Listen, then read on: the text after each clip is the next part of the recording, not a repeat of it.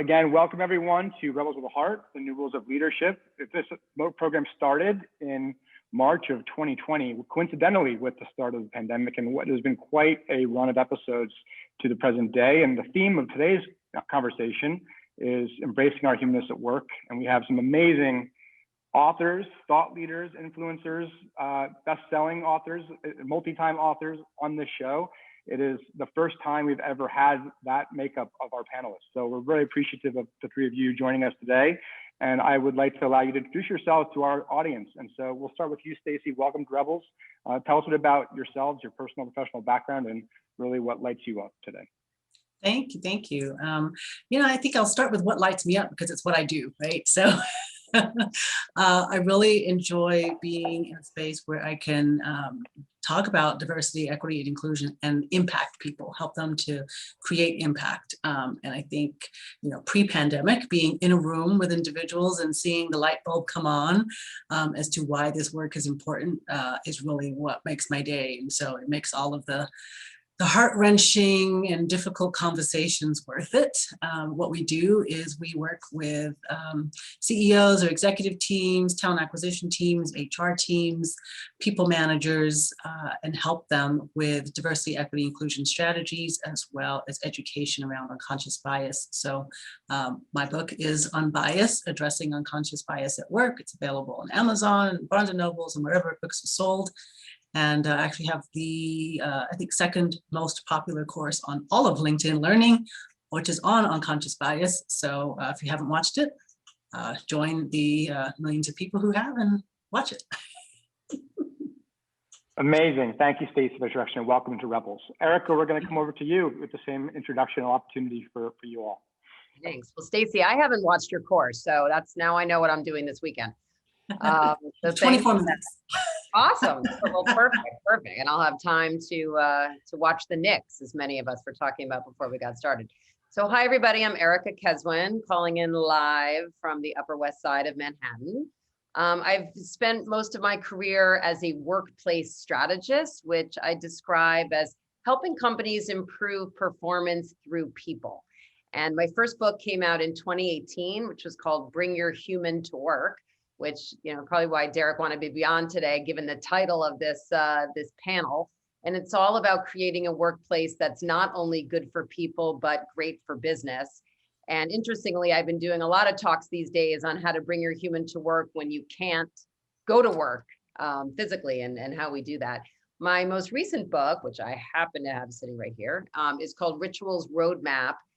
The human way to transform everyday routines into workplace magic. And the idea behind that is that rituals are a tool that all of us can use as leaders to create a more human workplace, especially right now with some of us in person, some of us at home. And so there's a big focus in the book on wellness and why rituals are good for us and for our business. So really excited to be here on this beautiful sunny day, and great to meet everybody. Amazing. Welcome, Erica, and thank you. And we will go over to you, Chester. Yeah, no, delighted to be with Stacey and Erica. I love your stories, love your books, and I agree, Erica. I know what I'm going to be watching on video. 24 minutes. I can actually pay attention for 24 minutes. So thank you, Stacey. Little introduction to me. Like many of you, I was born at a very young age. Grew up in Canada. Became a big hockey fan there. And Adrian Gostick is my co-author. We just finished our 14th book on anxiety at work, which includes a lot of things about being an ally in the workplace to reduce anxiety, the diversity and inclusion piece that Stacey, you're so good at. And Erica, how does that increase your productivity when you feel like you've got a voice, that you're not an other at work? And our timing for the book, our publisher wanted it right away. Anxiety in the workplace is literally the #1 issue in the workplace. And what are people most anxious about? The future. What's the future of work going to look like? Do I have a job? Am I going to be working from home? Am I going to be working virtually? And so delighted to be on the panel. And thanks for the invite, Derek. And really delighted to meet both Stacey and Erica. I'm just across the river in New Jersey. So at some point, Erica, we got to grab a coffee or go to a baseball game. Yep. On it. Absolutely. And as does our guest, though, Derek Lundsten, President and CEO of LifeGuides. I grew up in New Jersey, and I used to live in the Upper West Side, so we share that connection. And I share the New York sports teams with your husband there, Stacey. So LifeGuides is a platform for connecting people who have been through a life experience or challenge with those who are going through the same experience now to receive peer mentorship and support to help them live happier, healthier, more productive lives and reduce that anxiety and unnecessary struggle and ultimately help companies be at their best. So with that, we're going to jump into our conversation. And I think that the question that resonates for me, just based on all we were sharing, is, we're talking about the future. We've always talked about the future of work. And with this moment in time, the last year, this particular moment right now, as we consider returning to offices and hybrid work, and we consider what does it mean to be embracing humanity? What does that mean for you now, especially? And I'll pass it to you first, Erica, just because you wrote a book on this topic of bringing human to work. But how has it potentially changed, or what really is different right now versus how it has been in the past? And then I'll open up the broader group. It is, yeah, it's a big topic. We were just talking before we kicked this off. I just hosted a webinar at noon today, just a few hours ago, and had like over 100 people who just wanted to talk about the return to the office. And I think, Chester, that your book couldn't come at a more perfect time, because there is so much anxiety around it. And so I would say the first point is, there is no one size fits all answer to this.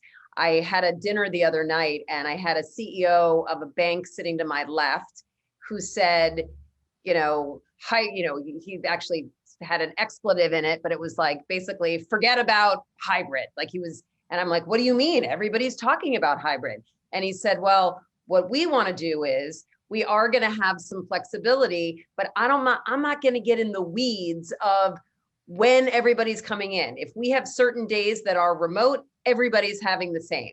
And the guy to my right had a smaller company, 20 people. He said, we're never going back to the office. We have brand new office space in New York. We're getting rid of it. And what we're going to do is, we're going to have a concentration day once every 3 weeks for the whole day, and have our team meetings and our bonding and all of these things. So there's no one size fits all, but if people are listening that want to think about how to approach it, the key is to approach it through a human perspective, which in my work and in my book, I describe as honoring relationships, thinking about it through the lens of your company values, and by honoring relationships with your colleagues, with your direct reports, and even and especially honoring that relationship with yourself, to make sure that you're focused on your own health and wellness. So happy after to get into some very specific tactics if you want to hear it. But I think we need to start with this big picture of, I often talk about this litmus test. Do I take a left? Do I take a right? Do I hire this person? Do I do this deal? Do we go back to the office? And if so, how? Your values should help guide those decisions. Yeah. Thank you, Erica. I appreciate that answer. And I'm going to definitely dig in more on that. I'll open it up, Stacey or Chester. Any thoughts on that question from your point of view? I just agree 100%. Know your team.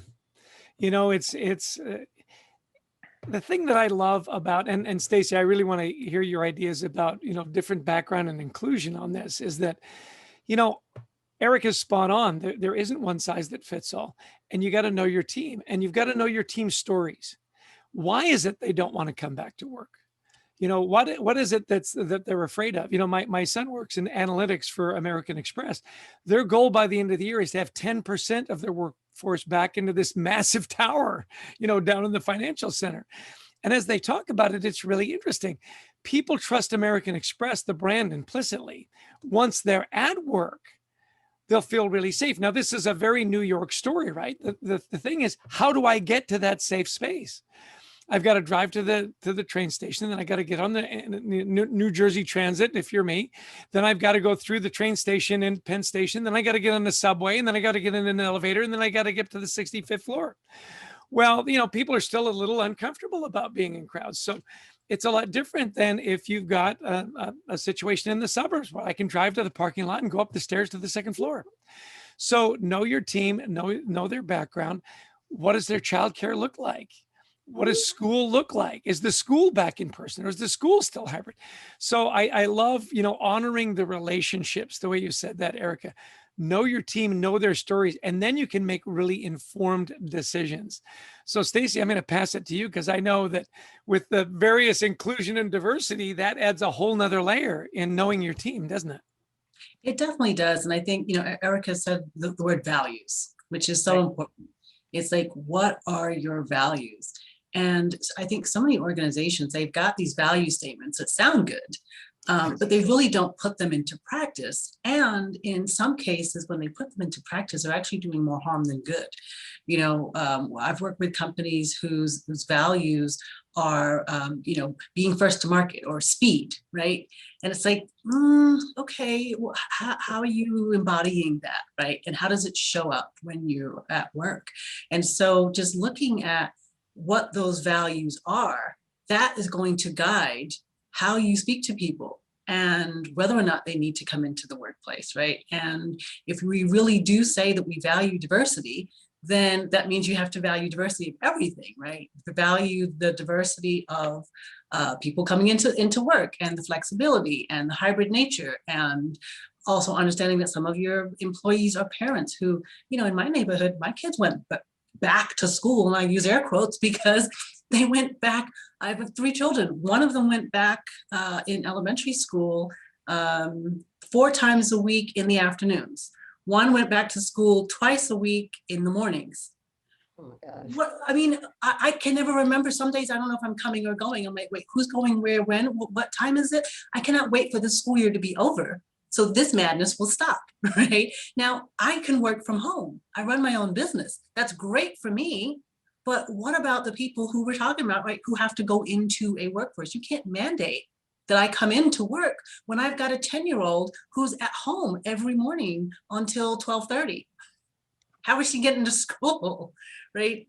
So it's really important to take those things into account. And there's so many people who are saying, well, I don't care, they need to come in, this is what work is, and if they really want a job, this is what they're going to do. And it's like, this isn't 1920s. We're not talking about punching in at a factory and punching out, right? This is not, the work has evolved, and our behavior and the way that we treat people has to evolve alongside it.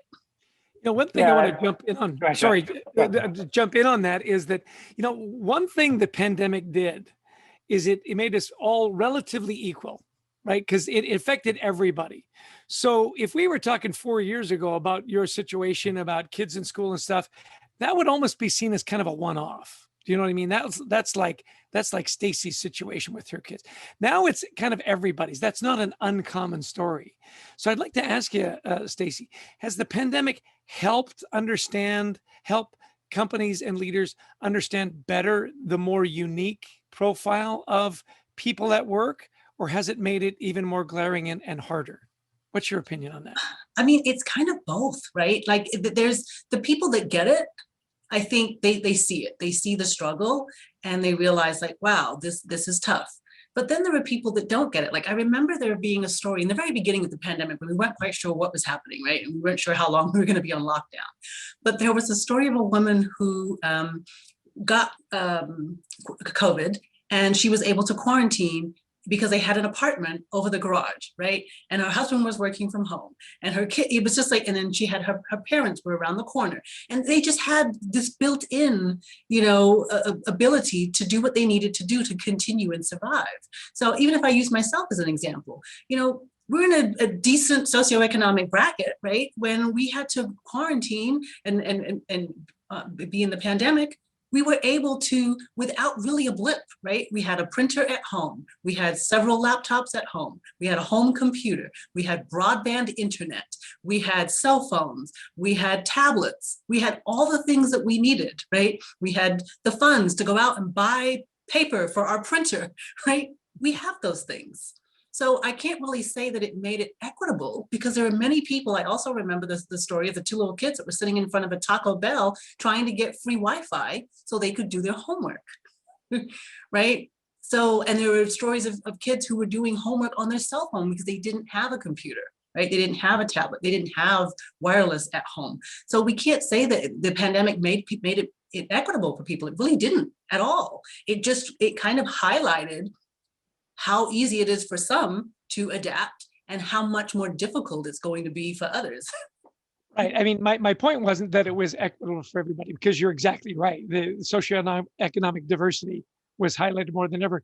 What I was wanting to know is, do you think it made employers more empathetic because these weren't unusual stories? They were more common, and being able to address it. Did you find that leaders were more empathetic, not just sympathetic, but more empathetic to those situations? Did it make it better or worse? I'd like to say yes, but I have seen situations where that is not the case. And I still don't understand, right? I can't even wrap my head around why that's not the case. It's kind of like how we started this whole, with everyone saying, oh my gosh, George Floyd got killed, and now we need to do something. And it's like, well, why didn't you notice this before? And so it's kind of the same thing. We're going through this pandemic. We see the struggles. We see all the things that are happening. And you still have leaders who are kind of going, that's their problem. And I'm just like, what will it take? Yeah, I mean, I think that, just to chime in for a second, I was going to ask this, because I mean, one of the themes that came through as you were all speaking was just the need to listen. And we've obviously done a good job over the last year listening, or I would say companies arguably have done a fairly good job of listening to the needs of their people, adapting to change, and quickly, massive change. We went from being in person to virtual almost overnight, or over a matter of weeks, and really have managed in many segments and businesses to do really effectively. Obviously, other industries, transportation, hospitality, have been affected very dramatically. And I think that just your story, Erica, about the two different CEOs on being complete opposite ends of the spectrum, right? And I don't think that's uncommon. I mean, I think we are going to see real differences. And even, the banks have done well, arguably, in this economic situation with hybrid work, and yet, they're still looking to bring back, because that was the model that they've been built on. And so, I think it's really going to. I mean, there's a lot of complexity, right, from the standpoint of what are local schools doing, what are local governments doing, how are people's lives based on their socioeconomic situation being affected, how are the conversations that are happening culturally changing people's approaches, and getting to your point, Stacey, going another layer deeper, really questioning those biases that we might have. I mean, and people are tired, right? Let's just be real. People are tired. The anxiety has been weighing on them for a long time. The wearing of many hats and roles and the prolonged stress of this is weighing on people. How do we build the resilience in our leaders to be able to transfer that to our teams in order to keep our minds open for, everyone talks about transformation, but sustained evolution of what we're talking about as a business environment, as a business collective.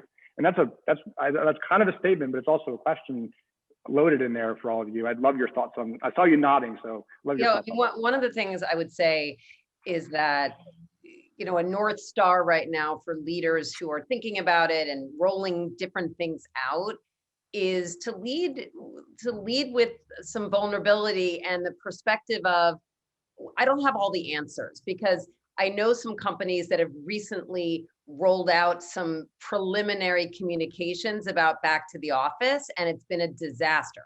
So we're going to try this out after Memorial Day, and post Labor Day, we're coming back, versus, we're going to see what's working. And we know that we're probably going to take 3 steps forward and 2 steps back.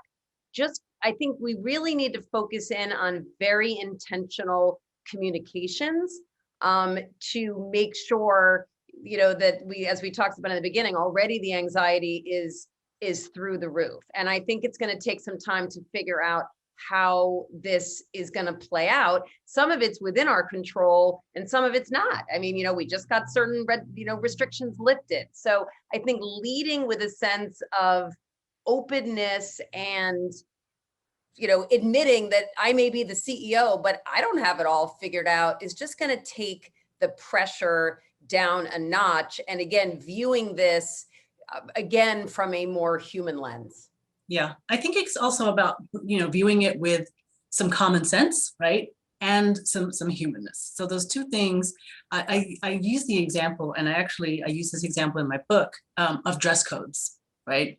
Back in the late early 90s, whatever it was, late 90s. Remember when Casual Friday first came about? What a big deal it was. It was huge, especially for those of you're in New York, right? You go to work in what? A black suit, a blue suit. That's pretty much it. You get one or the other. There's no in between, right? That was the day back then. And when Casual Friday came out, we had these huge, like documentation and missives about you can't wear acid wash jeans, you can't wear jeans with holes, you can't wear sneakers, you can wear a golf shirt, but only if it has this type of collar, but not that type of collar. You can wear a long sleeve, but not a short sleeve. Like somebody spent tons and tons and tons of time working on this, right? So I always think now, like, how silly was that, right? Like, because now we wear whatever the heck we want to wear to work, right? So what is the thing that we are doing right now that in 5-10 years, we're going to look back and go, oh my God, why did we waste all this time and energy on this? And I really think this is one of those things where we are spending tons of time and energy arguing about, should we be back to all at the same time? Should we be back on this day? Should we be back on what do we do? And it's like, be human about it. Let people show up. If you have hired a person to do a job, then I'm going to assume you hired them because you believe they know how to do the job. Let them figure out how to do the job in the best way that they need to do the job, right? Yeah, I want to chime in and just say, I had a gray suit and it was really edgy, you know, they show up in a gray suit. The thing that I love about what you're saying and bringing humanness to work is we've really encouraged in our executive coachings to do a lot of one-on-ones. Do a lot of one-on-ones, really get to know the story behind, to your point. You know, what are some of your traditions? What are some of the things that really, when you come to work, really ignite you? You know, things that you can really be passionate. What are some of the things that drive you crazy? You know, and how can we work on bringing not just your competency to the workplace, to your point, bring your passion to the workplace. And the only way you really find that out is you have to have a relationship. You know, all the data, and we've got this database now, it's over 1 million engagement surveys, right? The number one impact on someone's happiness at work and engagement at work is the relationship with the immediate supervisor. It's no mystery. We've known that for years. Adrian Gostick, my co-author, and I, we laugh all the time. We've been talking about engagement for 20 years, and engagement has slowly been going down. You know, we joke that we should stop talking about it because clearly it's not making a difference. What does make a difference is when you have that trust level with your immediate supervisor, where you feel not just, I love the work that Amy Edmondson did on psychological safety, breakthrough stuff. I think the next level is emotional safety. You know, am I appreciated for my uniqueness, for what I bring to the workplace? And to your point, Stacey, do people trust me to just say, here's the job, get it done, and collectively let's move forward. Let's not worry about who's wearing acid wash jeans or who's coming virtual or who's coming in. Let's get the goal, let's get the values, let's appreciate each other, let's get the work done. Does that make sense? It does. So I want to comment on one thing as well that you all just said, and I think when we talk, at least in this group, it feels like when we talk about being human at work, we're talking about listening. We're talking about being good communicators. We're talking about assuming the best. We're talking about being compassionate and empathetic and really working and galvanizing together. But it's also human to be worried, to be fearful. It's a trait of collectively humanity. Individually, we have all these wonderful gifts and qualities, but when we get together and we all agree, I think, that change historically is hard for people. And we're going through massive moving changes quickly, and it's going to get faster and faster and faster. How as leaders, how do we prepare leaders? And you all talk to the best CEOs of companies all the time. How do we really work with them to create, to your point, that level of trust in their cultures, in those relationships, and to create a sense of stability where stability and chaos or instability and chaos feel like they're happening, even though in some ways we are creating stability. You made the example with American Express, Chester, that people trust that brand because they've created that, they trust the brand. That's what it is.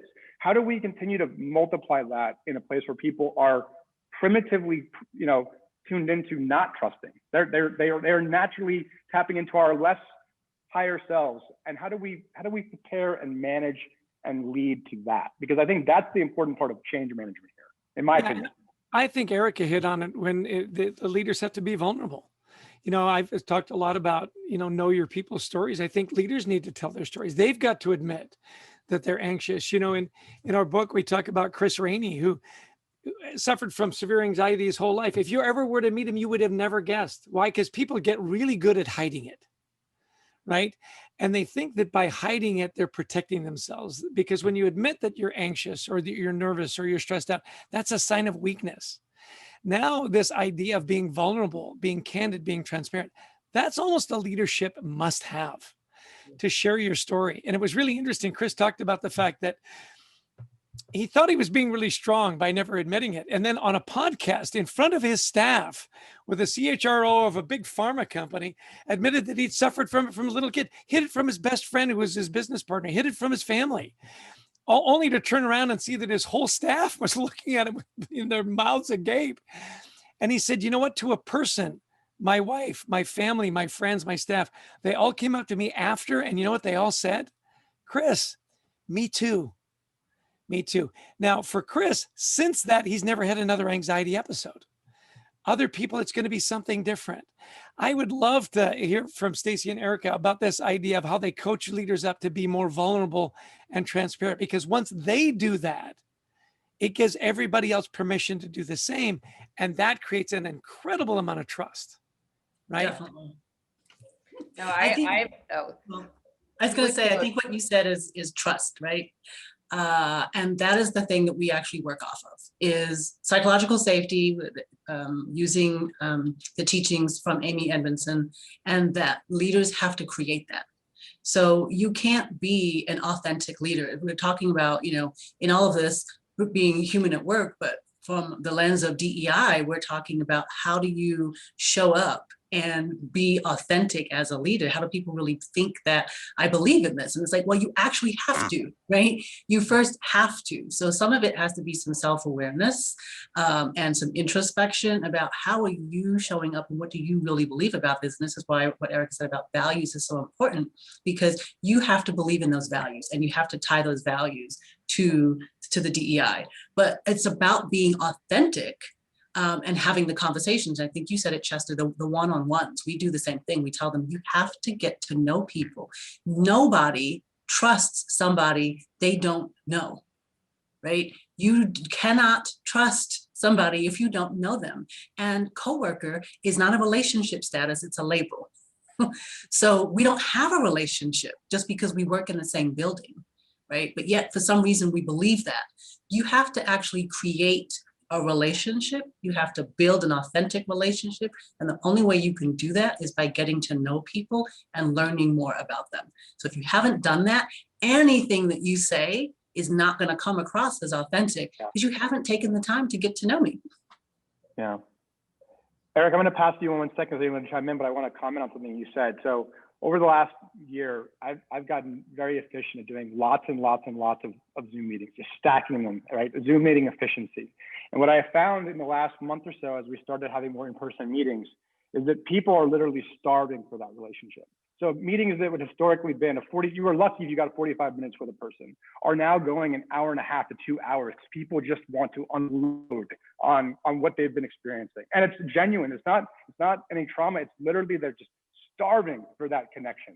And how does that going to change the conversation? You bring people back and all those people are yearning for that social interaction. All of a sudden the productivity, it changes the entire paradigm on like, what are we doing in our meeting segments, right? I think that's another unexpected consequence of this, of what's happened and it's going to happen, is that you're going to find people really wanting to talk to each other and connect with each other in a level that, and then it's going to swing and say, well, now I'm losing my time. And anyway, I think it's a really important point you brought up, Stacey, because there's conversations that are they're about to blossom, I think, and it's fascinating. So Eric, I'll pass it back to you. I welcome your thoughts on that question or to comment, but I saw you were going to chime in as well before that. Yeah, I mean, I can kind of combine it and talk about both, but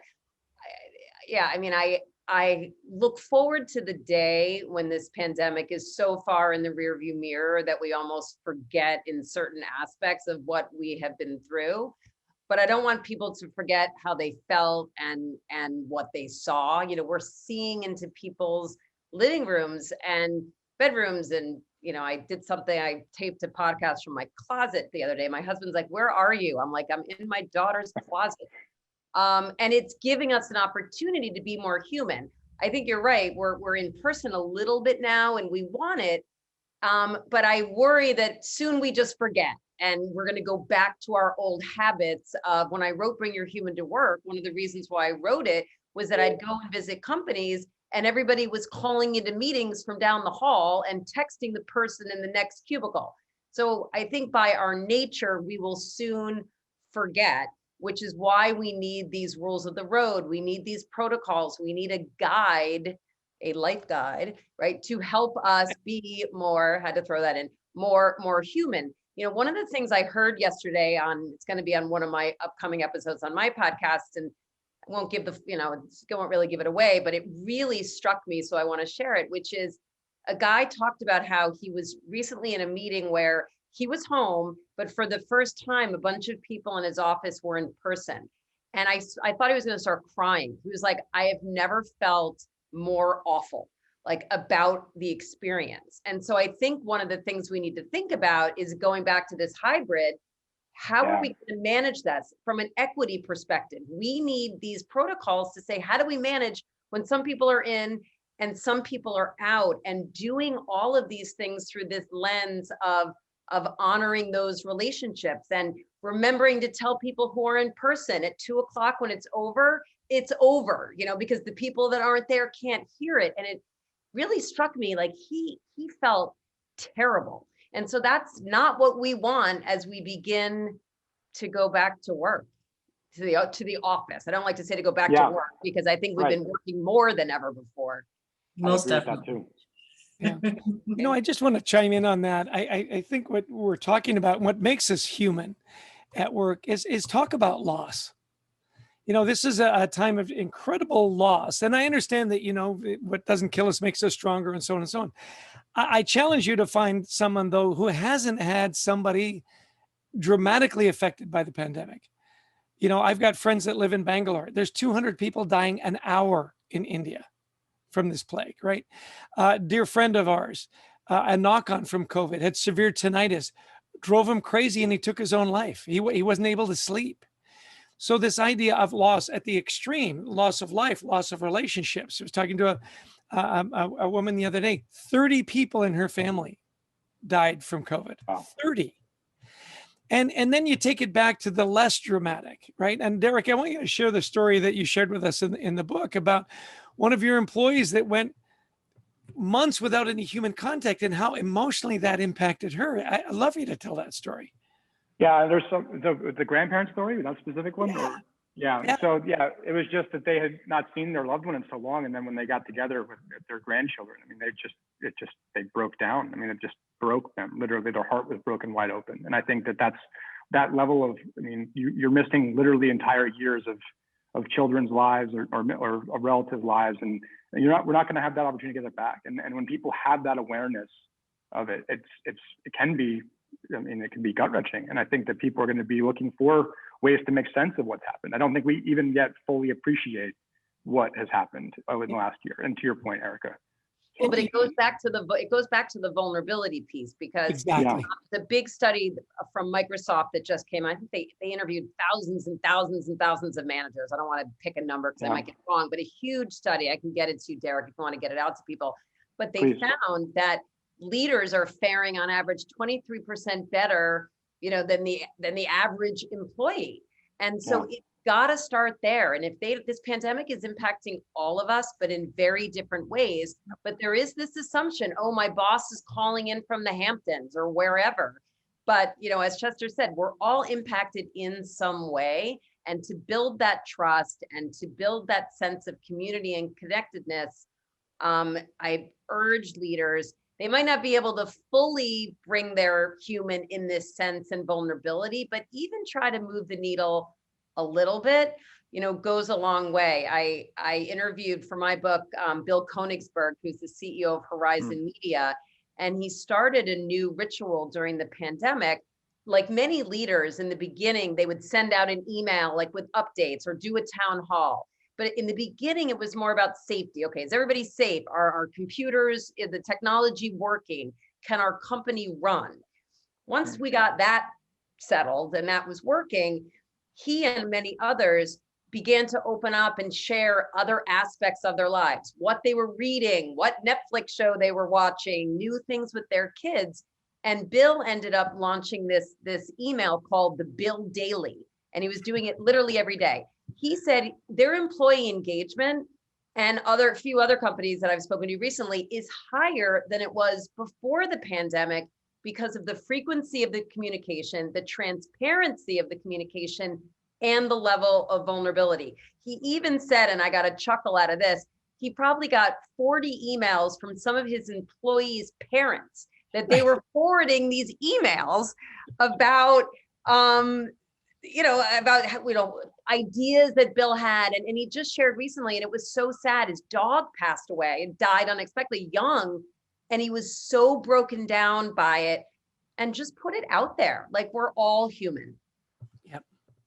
Yeah. I mean, I think that the vulnerability, right, is definitely something that leaders have to do. But I think there's another aspect as we think through being human in the workplace. And that is, especially for the leaders that are listening, that there's a bigger thing at play right now, which is for the service workers who were unemployed and were displaced. And now we've got companies saying, oh, I can't, get them to come back to work because expanded unemployment is paying them more than if they were to work. And I'm like, well, that's a problem, right? You're basically saying we want people to give up making more money so they can come back and make less money, work harder, and make it comfortable for people who want to be able to go to a hotel or hang out in a restaurant, but the people who work there aren't being paid a living wage.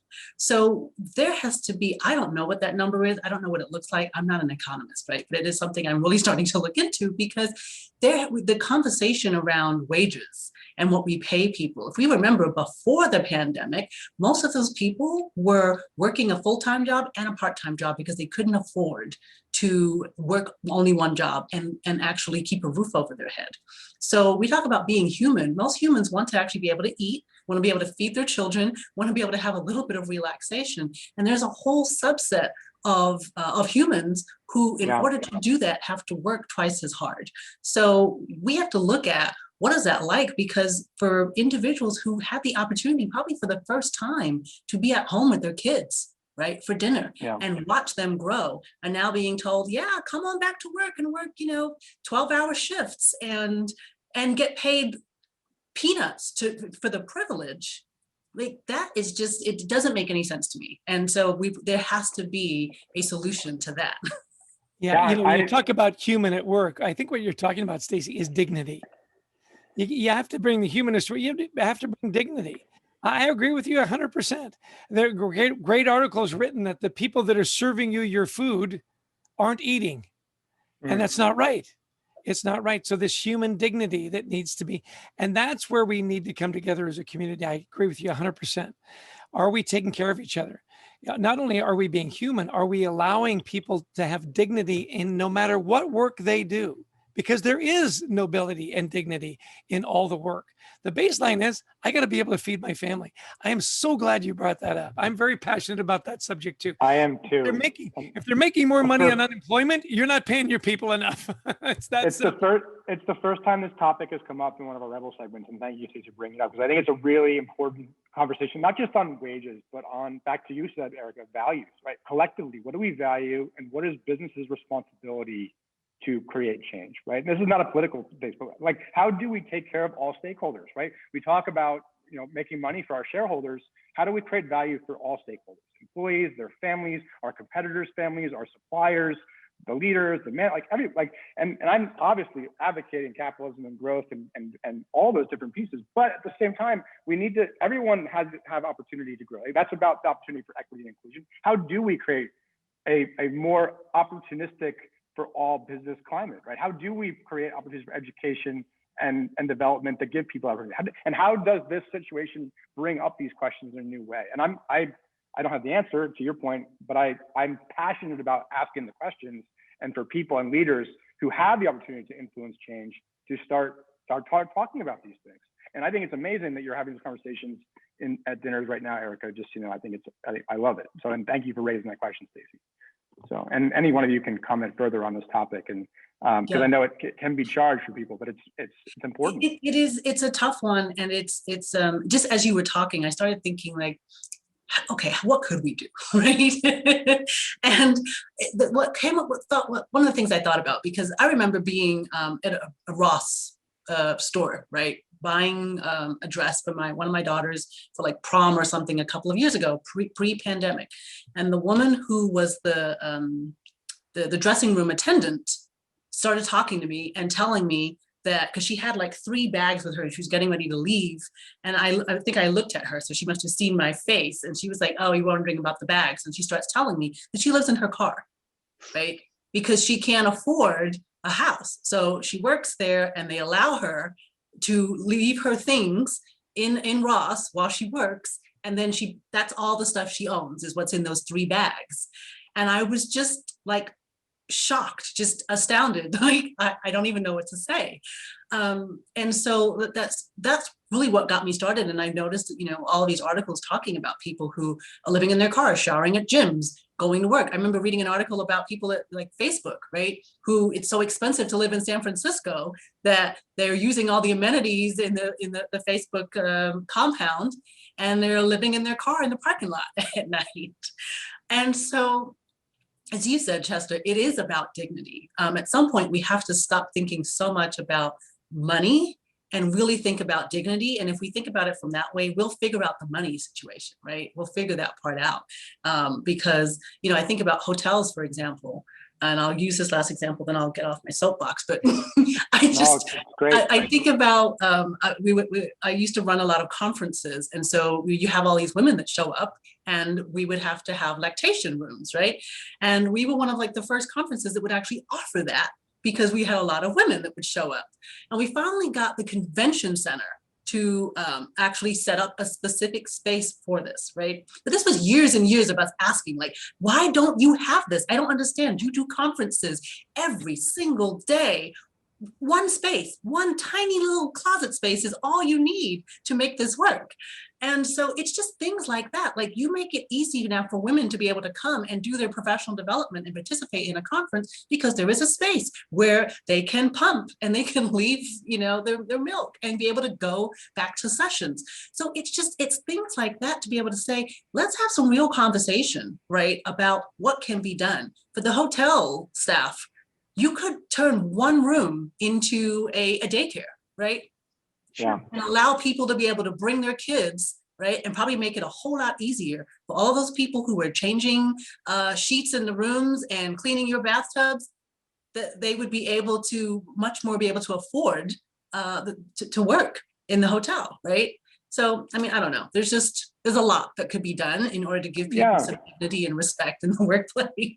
Well, and you raise an interesting point too, because it affects frontline employees, these quote unquote essential workers, but business owners have been affected by this too. I mean, you look at the restaurant industry in New York, we were talking about this when we first started. I mean, people who have spent 30, 40, 50 years building a family business, their retirement just wiped out, right? I mean, they've invested their livelihoods in that, right? And this is across many different types of businesses. And so the longer term effects of that on, again, what do we value? I mean, what really, how do we create that? And I think that it's a really important conversation that is just going to, I believe, get louder and louder and more important over the next couple of years. That's one of the unintended or maybe less expressed, voices of this whole thing that's just started to, because it's the underbelly of this piece. But I think it's going, as restaurants reopen, as hotels reopen, as travel starts again, what are we going to do? And I think we have to think about that. I personally think about it a lot. Go ahead, Chester. Well, I love, Stacey, where you say, look, there is a sequence, the way you think about it, and you have to start with dignity. What does dignity look like? Because I'll tell you, I've been doing a lot of work down in Texas, and it's really, do you know what the minimum wage in Texas is? It's $7.25. Oh my gosh. Exactly. You tell, how many hours, if you worked 24 hours a day, 7 days a week, could you live on $7.25 an hour? No, you can't. So you say, okay, well, how do we open people's eyes to say, look, if you want a roof over your head, and it's not your car roof, right? And you want to be able to feed your kids 3 meals a day. One of the big things that happen in a lot of neighborhoods, from friends that I work with in charities and so on, when the schools shut down, their kids that was one of their meals, if not 2 of their meals a day, breakfast and lunch, they got at school. And then when the school shut down, that's a real problem. That's a financial burden. So I love, Stacey, when you bring it up and you say, let's start with dignity. What is sort of the minimum that we would expect would be a dignified life? And then back it out and say, what does that work out to? I'm willing to bet it's higher than $7.25 an hour.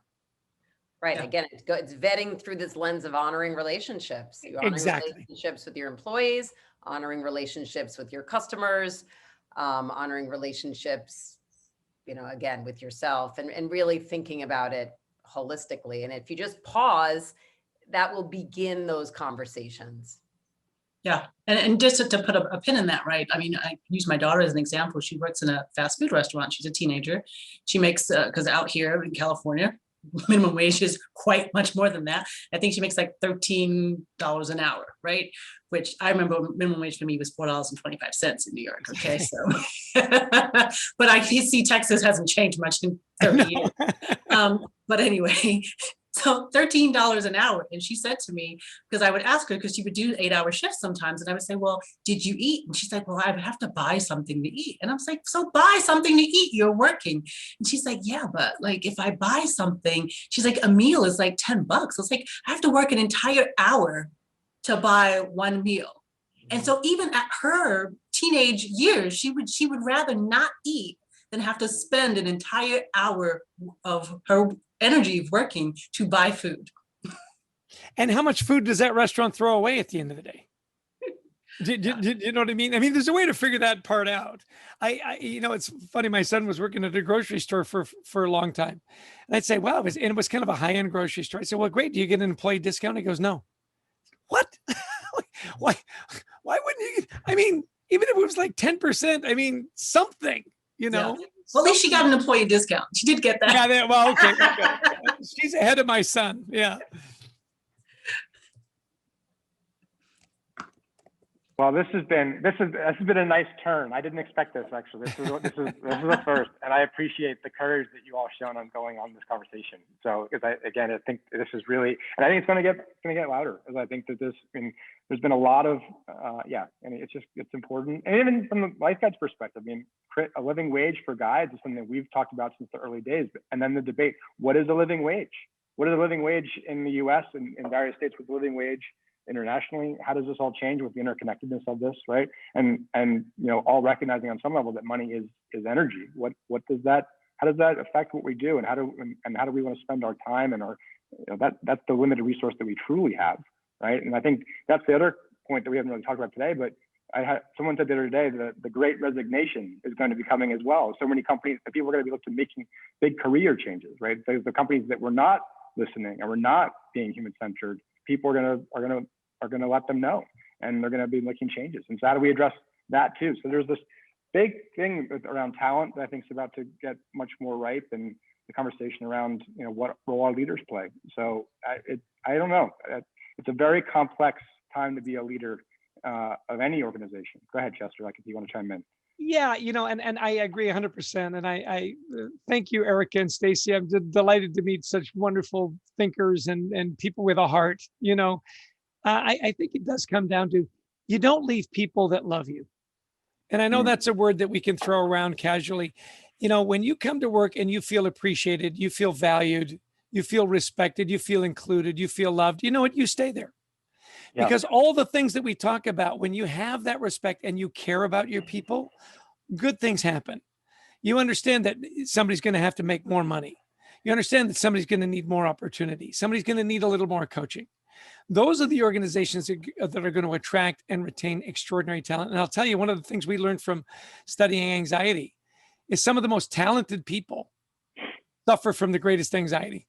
And so you got to figure that out. Do you know that only 1 in 10 employees feels comfortable in talking about mental health in the workplace? That's going to be a big shift. Yeah. And the companies that create the space so you can, go milk for your baby and create space where you can go and pick up your kids and so on. Those are going to be the companies that are going to be the big winners. Why? Because they care, they have a heart. And to your point, Derek, they brought humanness back to the workplace.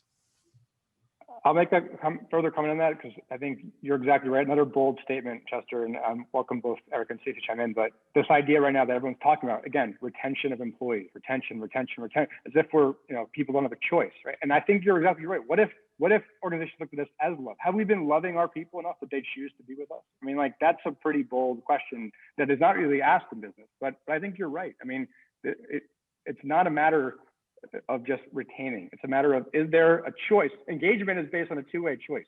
That's the fact. So is there a choice to express that community with each other and to work together to solve big problems and to solve issues?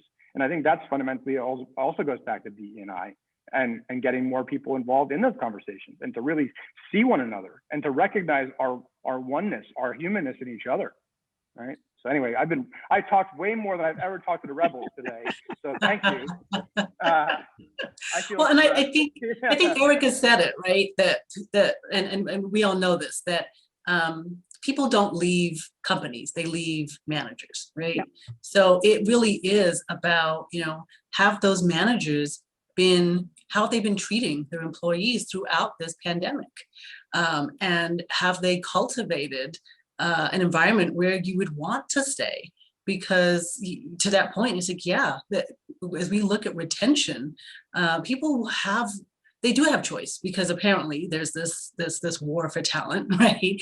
And there's a place for people to go. But what I find is it's almost like we're talking out of both sides of our mouth, right? It's like, we need talent, but not you, because you don't have 10 years of experience. And not you, because you didn't come from an Ivy League school. Oh, and not you, because, right? And so we have all these requirements and all of these false narratives about what it takes for the job to be filled. So on the one hand, we're saying, oh, we can't find anybody. But on the other hand, we are screening a bunch of people out who could potentially take the job. So I do think there's also this idea that we have to be looking more at how are we treating the people that we have, so that they'll want to stay, but also understanding that we don't want them to stay forever, right? There is a trajectory, and nurturing that and letting people know, I don't expect you to be here for 10 years, right? I expect you to be here maybe for 3.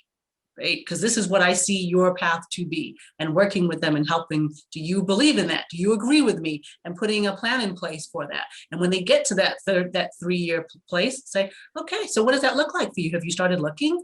And helping them understand, hey, maybe they need to help find their replacement, right? So just nurturing people, and we just don't do that. It's like, you must have this loyalty, this fealty to the company that just doesn't make any sense anymore. Because again, like we said before, we have to really look at the fact that work has evolved. And so how we think about work has to evolve along with that. And there's quite a few people that have been in leadership for a long time who are not ready to make that evolutionary shift. Eric, I would just add to that, for those people who don't get it and there are many of them, Stacey, I agree. I urge them to approach their leadership with the business case, with the ROI, so it makes the soft stuff feel, a little more. I always say the soft stuff's really the hard stuff and the important stuff, and it's frustrating. I think more people are getting it, but we have a long way to go. So I created this equation in my book that kind of pulls this humanness together, which I call the 3 Ps of what people want from work. The first P is a sense of psychological safety, that sense of belonging, which is critical for trust, where we started this conversation today. The second P is a sense of purpose and values. And if we add those 2 Ps together, we get the third P, which is a boost of performance. So in terms of our human performance ourselves, when we feel more connected, our oxytocin goes up, our stress goes down, all in, Chester's book around anxiety. So we feel better and more connected. But from a business perspective, there was a study I saw recently that said that that people who work in high trust organizations where they can bring their whole self to work and feel comfortable, collaboration goes up by 47%, productivity goes up by 50%. So my hope is, from all the things that everybody's been saying, the listeners kind of see that all these things, some of them are hard, and we're going to have to all figure out. Clearly, we didn't have all the answers today, but by moving the needle on these things, it is better not only for us as humans, but also for our businesses. Incredible. Well, I just want to acknowledge all 3 of you. I'm humbled to be with such brilliant minds and heart-centered leaders and rebels. And I think I recommend everyone who's joined us today to read all of these authors' books. You'll learn so much, even more than I learned today. And just really appreciate all of you investing your time with us. And thank you. And I'm always here to support you in whatever you do. So With that, thank you everyone for joining us with this segment of Rebels, and we will see you all in the future. Thank Thank you. you.